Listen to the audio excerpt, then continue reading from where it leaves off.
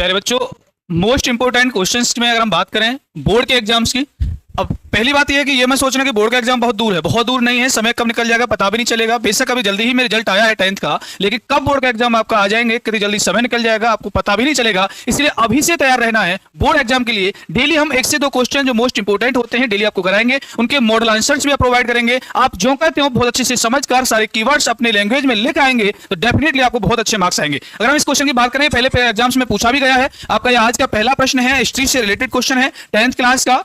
Explain the role of Giuseppe Mazzini in the unification of Italy.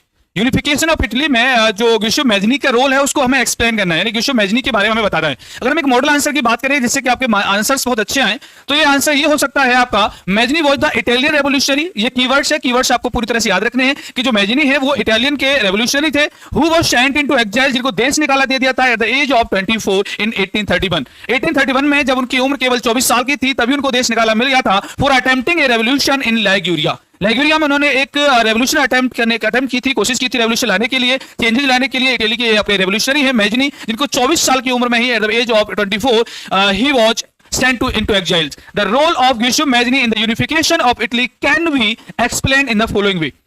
इन सभी points के regard माध्यम से हम आपको समझा सकते हैं कि इटली के यूनिफिकेशन में मैज़नी का क्या रोल रहा है।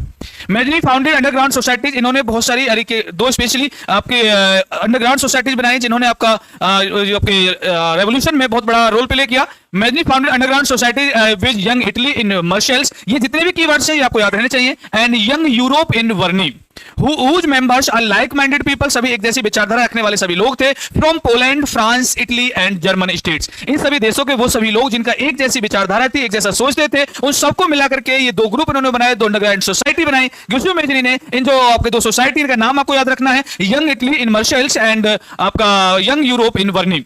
He believed that God had intended nations to be the natural units। जो इनका मानना था कि जो गॉड की इच्छा रही होगी वो ये होगी कि नेशंस जो एक नेचुरल यूनिट्स के रूप में हो of Mankind.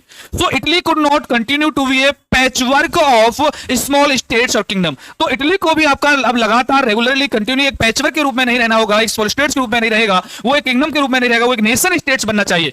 He thought that Italy should be forged into single unified republic within a wider alliance of nations। कई सारे जो नेशंस थे, छोटे छोटे राज्य थे, उन सबको मिलाकर के एक अलायंस बनना चाहिए जिससे कि इटली का यूनिफिकेशन हो, पैचवर्क में न रहे, अभी किसी किंगडम के अंडर एक न रहे, छोटे छोटे राज्य के रूप में न रहे, एक बड़ा नेशनल स्टेट्स बने, ऐसा इनका मानना था। मैज़नी अपोज्ड मोनार्की, मोनार्की के विरोध करते हैं। Support the vision of democratic Republic, और डेमोक्रेटिक रिपब्लिक बनाने की इनकी कोशिश होती है, जैसा कि यूरोप के और सभी देशों के साथ में ऐसा ही था। इस तरह के अगर आप मॉडल आंसर्स लेके आते हैं तो डेफिनेटली आपको बहुत अच्छे मार्क्स मिलने वाले हैं। और बिल्कुल टाइम ये मत सोचिए बहुत टाइम है अभी तो